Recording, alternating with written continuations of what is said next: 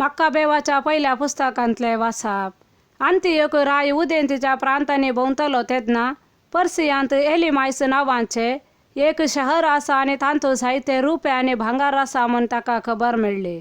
तांतलें मंदीर भोव ग्रेस्त आसा आनी तांतू ग्रेकाचो पयलो राय जावन तांचे राजवटके चलयल्या मासेदोनियाच्या राया फिलिपाच्या पुता आलेक्झांडरान दवरलेल्यो भांगाराच्यो ढाली, कवचां आनी शास्त्रां आसात म्हूण ताका सांगलें। देखून तो गेलो आनी शहर स्वाधीन करूंक आनी ते लुटूंक ताणें प्रयत्न केलो, पूण ताच्यान जालें ना, कित्याक शहराच्या निवास्यांक ताची येवजण कळीत जाली। ते ताचे विरोध झुजाक देवले, ताणें थंयसर पळचें पडलें आनी निराशेन भरून तो बाबिलोनाचे वाटेक लागलो।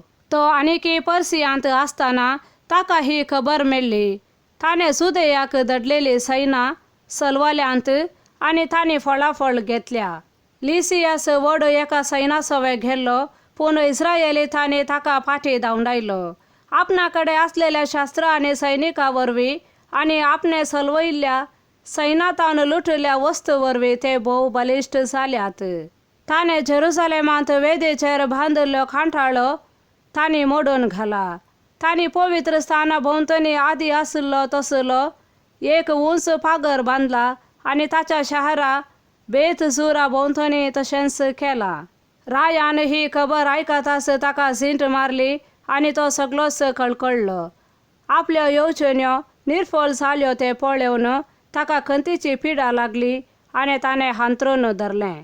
जायते दीस तो थंय असो उरलो आनी खंत ताका परत परत दसूंक लागली आनी शेवटी आपूण मोर्चार आसा म्हूण ताका समजलें।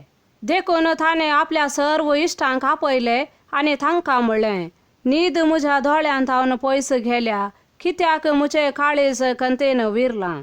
हांवें म्हजे इतल्याक म्हणलें, कसले कश्ट म्हजेर आयल्यात आनी कसल्या दुखांत हांव बुडलां।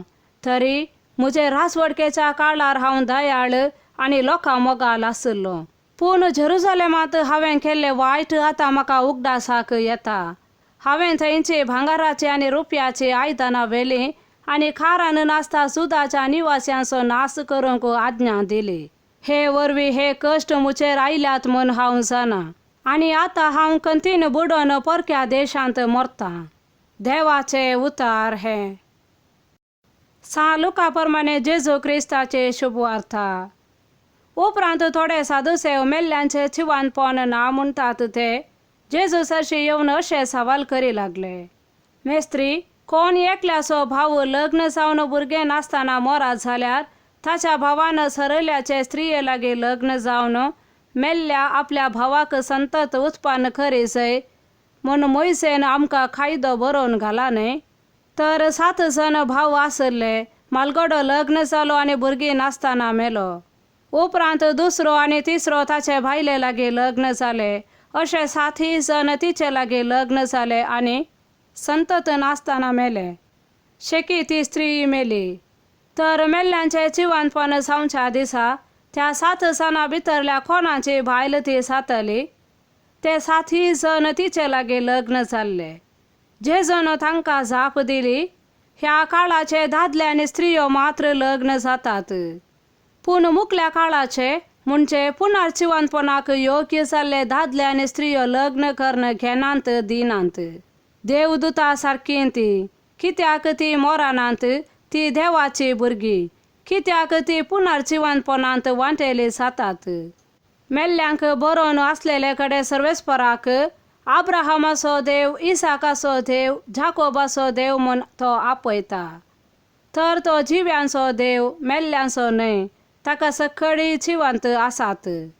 हें आयकून शास्त्र्यां मदल्या थोड्यांनी ताका जाप दिवन म्हणलें, मेस्त्रे, तुवें सारकें सांगलें।